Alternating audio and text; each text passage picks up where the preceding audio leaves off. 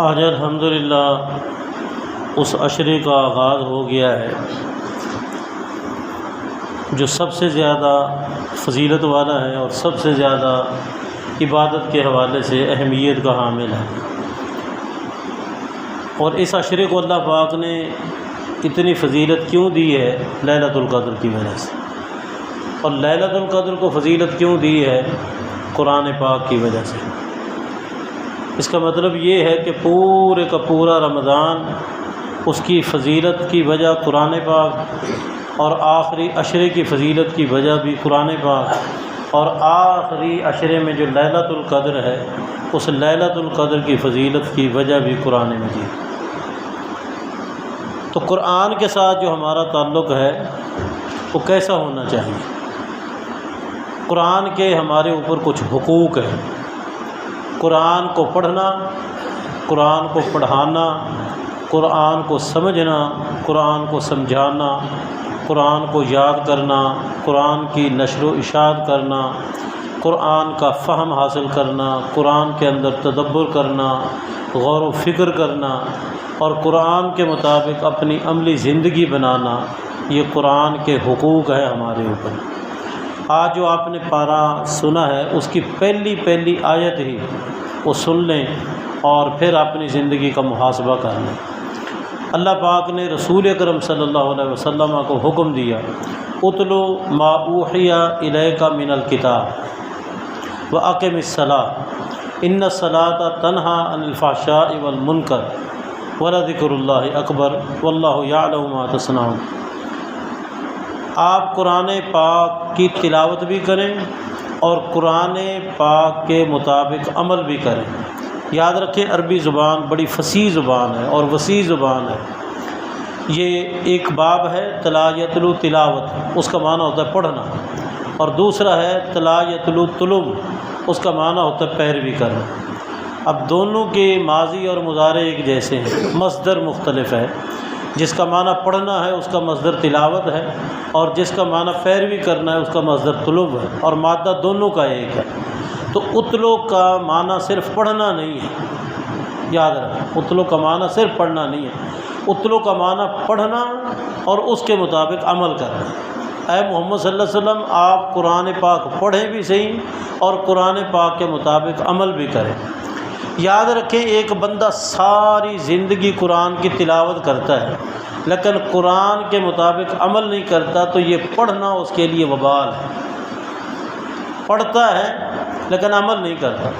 ایک حافظ ہے، میں حافظ کی مثال ہی دے دوں، وہ سارے رمضان میں سارا قرآن پاک اول سے آخر تک سنا دیتا ہے، لیکن اس کی جو خلوت ہے، اس کی جو عملی زندگی ہے وہ قرآن کے منافی ہے۔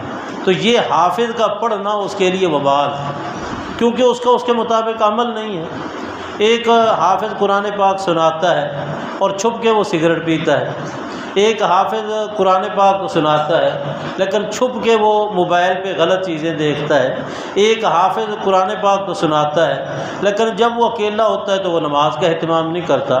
تو یاد رکھیں یہ اس کا پڑھنا ہے لیکن اس کے مطابق چونکہ اس کا عمل نہیں ہے لہذا یہ اس کے اوپر وبال ہے۔ اس لیے تو دعا ہے کہ اے اللہ اس قرآن کو ہمارے حق میں حجت بنا، ہمارے خلاف نہ حجت بنا۔ یہ خلاف حجت کب بنتا ہے؟ جب ایک انسان پڑھ لیتا ہے اور عمل نہیں کرتا، اور بالکل ایسے ہی ہے جو سارا قرآن پاک سن تو لیتا ہے لیکن عمل اس کے مطابق نہیں کرتا، تو یہ سننا بھی اس کے لیے وبال ہے۔ اس لیے آپ کو اللہ پاک نے کہا اتلو، آپ پڑھے بھی صحیح اور اس کے ساتھ ساتھ اس کے مطابق عمل بھی کریں۔ اور دوسرا حکم دیا واقم الصلاۃ، نماز کی اقامت پورے قرآن پاک میں کسی جگہ بھی آپ کو یہ نہیں ملے گا کہ نماز پڑھو، یہ نہیں ملے گا۔ جہاں بھی ہے کہ نماز کو قائم کرو، نماز کی اقامت کرو۔ اقامت کا عربی زبان میں ہوتا ہے کسی چیز کو سیدھا کر دینا، بالکل۔ اگر ایک چیز 100 فٹ کی ہے اور اس میں 1 انچ وہ ٹیڑھی ہے باقی ساری سیدھی ہے تو دیکھنے والا کبھی بھی یہ نہیں کہے گا کہ یہ بالکل سیدھی ہے، وہ کہہ دے گا کہ اس کے اندر 1 انچ جو ہے وہ ٹیڑھا ہے۔ جس طرح جس کو مہارت ہوتی ہے نا، یہ گاڑی اگر اس کو کسی جگہ تھوڑا سا ٹچ ہو، رنگ کیا ہوا ہو، تو جن کو تجربہ ہوتا ہے نا وہ دور سے کھڑے ہو کے بھی کہہ دیتے ہیں کہ وہ جگہ جو ہے نا یہ پینٹ کی ہوئی ہے، اتنا تجربہ ہوتا ہے ان کو۔ تو یاد رکھیں اقیم الصلاۃ کا معنی یہ ہے کہ نماز کو 5 وقت پابندی کے ساتھ با جماعت رسول اللہ صلی اللہ علیہ وسلم کے طریقے کے مطابق پڑھنا، یہ ہے اقامت الصلاۃ۔ آپ کو حکم ہوا کہ اقیم الصلاۃ، نماز کو قائم کریں۔ آگے کہا ان الصلاۃ تنہی عن الفحشاء والمنکر، بے شک نماز انسان کو بے حیائی اور برے کاموں سے روکتی ہے۔ اللہ کی بات تو بالکل سچی ہے۔ اب ایک حافظ ہے قرآن پاک کا، وہ 5 وقت نماز پابندی کے ساتھ پڑھاتا ہے، اور پھر جب اس کو الگ موقع ملتا ہے تو موبائل کھول کے وہ غلط چیزیں دیکھتا ہے۔ تو حالانکہ وہ 5 وقت کا امام ہے، تو نماز تو اس کو بے حیائی سے روکتی ہے، لیکن وہ نماز بھی پڑھا رہا ہے اور پھر وہ بے حیائی دیکھ بھی رہا ہے، تو سمجھو اس کی نماز کے اندر کمی ہے۔ اگر اس کی نماز کے اندر بالکل کوئی کمی نہ ہوتی تو کبھی بھی وہ موبائل پہ غلط چیز نہ دیکھتا، کیونکہ اللہ کا تو وعدہ ہے ان الصلاۃ تنہی عن الفحشاء والمنکر، نماز انسان کو بے حیائی اور برے کاموں سے روکتی ہے۔ اور پھر آگے کہا وَلَذِكْرُ اللَّهِ اکبر، اللہ کا ذکر یہ بہت بڑی عظیم چیز ہے۔ اللہ کا ذکر، قرآن بھی سارا اللہ کا ذکر ہے، نماز بھی سارا اللہ کا ذکر ہے، لیکن اس سے ہٹ کر، نماز اور قرآن سے ہٹ کر مزید بھی ذکر اذکار ہے، مزید بھی ذکر ہے۔ رسول اللہ صلی اللہ علیہ وسلم قرآن بھی پڑھتے، یہ بھی اللہ کا ذکر، نماز پڑھتے پڑھاتے، یہ بھی اللہ کا ذکر، لیکن اس سے ہٹ کر رسول اللہ صلی اللہ علیہ وسلم ذکر کرتے تھے۔ ایک ذکر بڑا مختصر سا، صبح کی نماز آپ پڑھیں، نماز باجماعت پڑھیں، صرف 3 مرتبہ آپ کہہ دیں سبحان اللہ العظیم و بحمدہ، سبحان اللہ العظیم و بحمدہ، سبحان اللہ العظیم و بحمدہ، یہ سے 3 مرتبہ کہیں۔ نبی علیہ الصلوۃ والسلام نے فرمایا جب یہ کوئی بندہ کہے گا تو اللہ کی طرف سے اس کو 3 نعمتیں ملیں گی، 3 انعام ملیں گے۔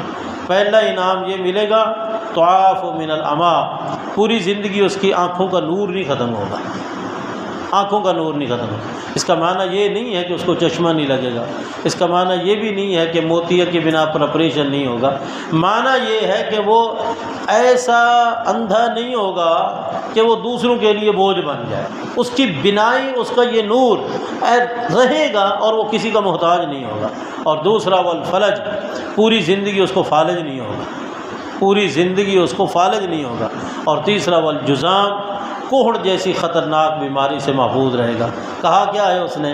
سبحان اللہ العظیم و بحمدہ، سبحان اللہ العظیم و بحمدہ، سبحان اللہ العظیم و بحمدہ۔ اللہ سے مانگا کچھ بھی نہیں ہے، اللہ کی تسبیح کی ہے، اللہ کی عظمت کا اظہار اور اقرار کیا ہے۔ اس کا معنی یہ ہے کہ یہ تسبیح اور اس قسم کے ذکر کے نتیجے میں اللہ تعالیٰ ان کو یہ انعام دیتا ہے۔ لیکن ایک آدمی نماز نہیں پڑھتا اور وہ ہر وقت کہتا رہتا ہے سبحان اللہ العظیم و بحمدہ، سبحان اللہ العظیم و بحمدہ، اس کے اس کہنے کا کوئی فائدہ نہیں۔ کیوں؟ کہ اس نے نماز ہی نہیں پڑھی۔